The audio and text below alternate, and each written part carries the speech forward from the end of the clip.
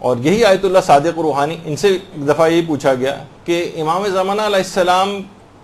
کے سب سے زیادہ قریب ہونے کی راہ کیا ہے،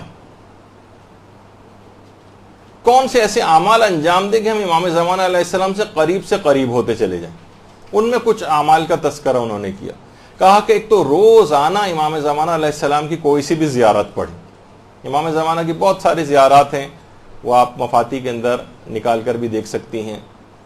آپ نکالیں کسی بھی طرح سے کوئی سی بھی زیارت، بہت ساری زیارات ہیں۔ روز امام زمانہ علیہ السلام کی کوئی نہ کوئی زیارت، چاہے وہ مختصر ترین زیارت ہی کیوں نہ ہو، السلام علیکہ یا صاحب العصر والزمان، اتنا بھی کہہ دیں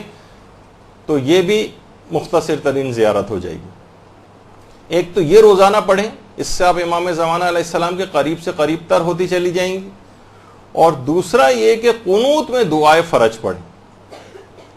اچھا، دعائے فرج کے نام سے دو دعائیں ہیں عام طور پر نظر آتی ہیں، ایک تو الہی عظم البلاء والی دعا ہے، اس کو بھی کچھ لوگ کہتے ہیں، اور ایک جو دعائے سلامتی ہے امام زمانہ علیہ السلام ہے،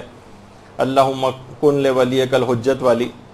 تو کوئی سی بھی ان میں سے دعا جو امام زمانہ علیہ السلام کے لیے دعا شمار ہو، یا تو یہ والی دعا جو کہ سب کو یاد ہی ہے، اس کو قنوت کے اندر روزانہ پڑھنا، جو روزانہ قنوت میں اس کو کم سے کم روزانہ کیا تو کوشش کریں ہر نماز کے قنوت میں یہ پہلے پڑھ لیں، اس کے بعد کوئی سی بھی اور قنوت کی دعا پڑھیں۔ یہ بہت زیادہ اس کی آج کل کے زمانے میں کافی تاکید ہے، ورنہ مختصر ترین جو اللہم کن لولیک اللہم عجل لولیک الفرج، یہ والی جو مختصر ترین ہے یہ بھی پڑھ سکتے ہیں۔ تو بہرحال کسی بھی طریقے سے نمازوں کے قنوت میں۔ اور آیت اللہ علی آقا قاضی تو ایک جملہ اور فرماتے تھے کہ امام زمانہ علیہ السلام سے اگر کوئی ارتباط اپنا برقرار کرنا چاہتا ہے تو وہ نماز شب میں جو نماز وتر ہوتی ہے اس کے قنوت میں دعائے فرج پڑھے، بلکہ ہر روزانہ پڑھے، بلکہ اپنی ہر دعا میں دعائے فرج کو شامل کر لے۔ یعنی آپ کو عمومی دعائیں بھی اپنی کرنی ہو، مثلا کوئی سی بھی گھریلو ٹائپ کی کوئی دعا، اور شادی کی دعا، اور اولاد کی دعا، اور بیماری سے دور ہونے کی دعا، کوئی سی بھی دعا کریں اس سے پہلے دعائے فرج ڈال دیں اس میں۔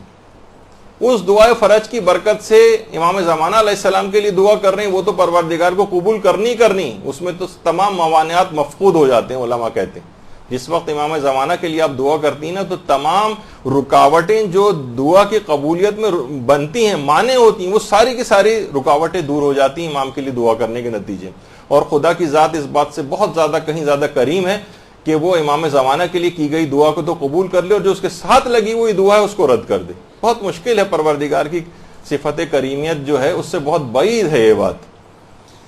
تو یہ والی دعا ہر دعا کے ساتھ اس کو لگا لیں۔ تو فرماتے ہیں کہ اس طرح سے آپ امام زمانہ علیہ السلام کے بہت قریب ہوتے چلے جائیں گے۔ اور آیت اللہ صادق روحانی ایک بات اور فرماتے ہیں، وہ یہ فرماتے ہیں کہ اپنے اعمال اور اپنی عبادات کو مستقل طور پر حضرت حجت کو ہدیہ کرنے کی عادت ڈال لیں۔ یہ حضرت حجت سے قریب ہونے کا بہت بہترین ذریعہ۔ اور اگر آپ نے فرماتے ہیں کہ اگر آپ نے اس کی عادت ڈال لی تو کچھ ہی عرصے میں آپ کو خود احساس ہو جائے گا کہ آپ امام زمانہ علیہ السلام کے بہت قریب آ گئے۔ اپنے اعمال کو، جو بھی آپ اعمال انجام دیتی ہیں نیک اعمال، اب مثلا آپ نے نماز پڑھی، امام زمانہ کو ہدیہ کر دیا اس کا ثواب۔ آپ نے روزہ رکھا، چاہے واجب روزہ رکھا چاہے مستحب روزہ رکھا، امام زمانہ علیہ السلام کو ہدیہ کر دیا۔ اور نیت یہ رکھیں کہ مثلا یہ جو میں ہدیہ کر رہے ہوں گے امام زمانہ علیہ السلام، یا اس میں چاردہ معصومین کو بھی آپ ایڈ کر لیں، شہدائے کربلا کو بھی ایڈ کر لیں، اور کہیں کہ نیت دل میں یہ ہو کہ میں ان کو ثواب ہدیہ کر رہی ہوں، اور ان کو ہدیہ کرنے کا بھی جو ثواب ہے، یعنی یہ جو ثواب ہدیہ ان کو کیا، اس میں ان کی بارگاہ سے جو ثواب اور فائدے مجھے ملیں گے وہ میں اس کو تمام کائنات کے شیعوں کے اوپر، اپنے مرحوم رشتہ داروں پر، سب کے اوپر میں اس کو تقسیم کرتی ہوں۔ اللہم صلی علی محمد وعلی محمد۔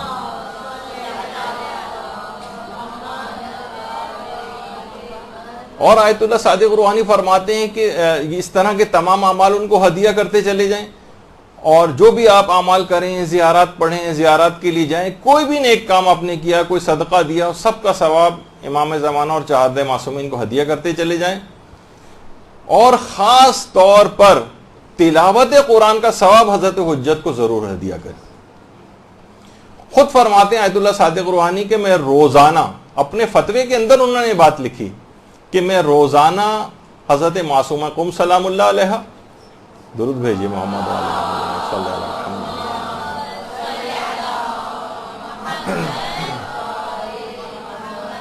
اور امام رضا علیہ الصلوۃ والسلام، اللہم صلی علی محمد وعلی محمد۔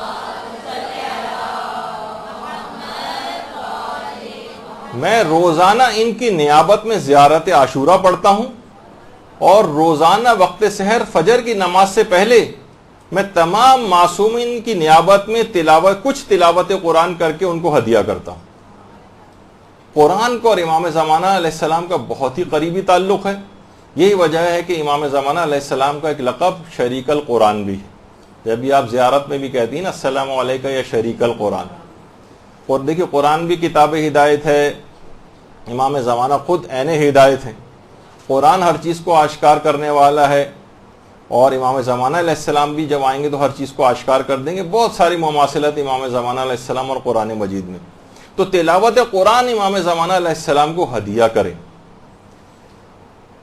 اور دیکھیے آپ خود سوچیں کہ ہم جب کسی کو ہدیہ کرتے ہیں نا، تو خود مثلا آپ اپنے کسی مرحوم رشتہ دار کو ہدیہ کریں، تو خود اس ہدیہ کرنے کے بعد بہت سے لوگ یہ سمجھتے ہیں کہ شاید ہمارا ثواب ختم ہو جاتا ہے ہدیہ کرنے سے اور اس کے پاس چلا جاتا ہے۔ آپ کا ثواب دگنا ہو جاتا ہے، بلکہ 10 گنا ہو جاتا ہے، بلکہ نہ جانے کتنے گنا ہو جاتا ہے دوسروں کو ہدیہ کرنے سے۔ تو علماء فرماتے سوچیے کہ جب آپ عام شخص کو جب ہدیہ کر رہے ہیں ثواب، اس کے اجر و ثواب کی کوئی انتہا نہیں، تو امام زمانہ علیہ السلام کو اگر ہدیہ کریں، اس کی تو کوئی تصور میں نہیں لا سکتا کہ کتنا اس کو جو ہے اس کا ثواب ملے گا۔ اور باقاعدہ مکیال المکارم میں بھی آیت اللہ تقی اصفہانی نے اس واقعے کو لکھا ہے،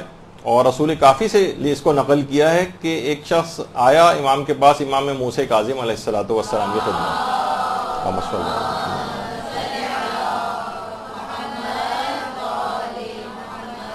کہا کہ مولا میں ہر ایک پورا قرآن ختم کر کے ایک معصوم کے نام ہدیہ کرتا ہوں، 14 معصومین کے لیے 14 قرآن، تو اس کا کیا ثواب ہے؟ امام نے فرمایا تم قیامت میں ان ہستیوں کے ساتھ رہو گے۔ کہنے لگا مولا حیران رہ گیا، اتنا زیادہ ثواب؟ اگر تصور میں لے کر آئیں کہ افضل ترین ہستیوں کے ساتھ کسی کو جنت میں رہائش نصیب ہو جائے، ہر وقت وہ ان کے پڑوس میں رہیں، کہا کہ مولا اتنا زیادہ ثواب؟ امام موسیٰ کاظم علیہ السلام نے روایت میں 3 مرتبہ فرمایا ہاں ہاں ہاں، ان کے ساتھ تم جو ہے جنت میں رہو گے۔ تو جب یہ علماء فرماتے ہیں کہ روزانہ کی بنیاد پر تلاوت قرآن کچھ نہ کچھ جو بھی آپ سے ہو سکے، شعبان میں تو ویسے بھی بہت زیادہ تلاوت قرآن کی تاکید ہے، دستور العمل وغیرہ کے اندر علماء نے بتایا، بہت سے علماء تو ایک پارہ روزانہ کم سے کم صرف شعبان کے مہینے میں ہی ریکمینڈ کرتے ہیں کہ پڑھنا چاہیے، اور رمضان میں تو لوگ ماشاءاللہ سے ویسا قرآن ختم کرتے ہی ہیں۔ تو اس طرح سے امام زمانہ علیہ السلام کی خدمت میں، تو یہ بھی آیت اللہ صادق روحانی سے انہوں نے بلکہ اس بات کو ذکر کیا کہ دیکھیے اگرچہ دیدار امام زمانہ علیہ السلام، ان کے چہرے کی زیارت بالا ترین افتخار ہے، اس میں کوئی شبہ نہیں، لیکن فرماتے ہیں اس سے آگے کی بھی کچھ منزلوں کی طرف مومنین کو جانا چاہیے۔ مثلا امام کی رضایت حاصل کرنے کی کوشش کرنا، مثلا امام علیہ السلام کی دعائیں لینے کی کوشش کرنا، ایسے اعمال انجام دے کہ امام آپ کو دعا دیں، امام زمانہ علیہ السلام کے الطاف اور عنایات کو حاصل کرنے کی کوشش کرنا، اس کی فکر کرنی چاہیے۔ اور فرماتے ہیں اس کے لیے لازمی شرط ہے کہ انسان اپنے نفس کو پاکیزہ بنائے، اخلاق حسنہ سے اپنے آپ کو آراستہ کرے، اس کے بغیر اس راہ کو حاصل کرنا بہت مشکل ہے۔ برحمتك يا أرحم الراحمين وصلى الله على محمد وآله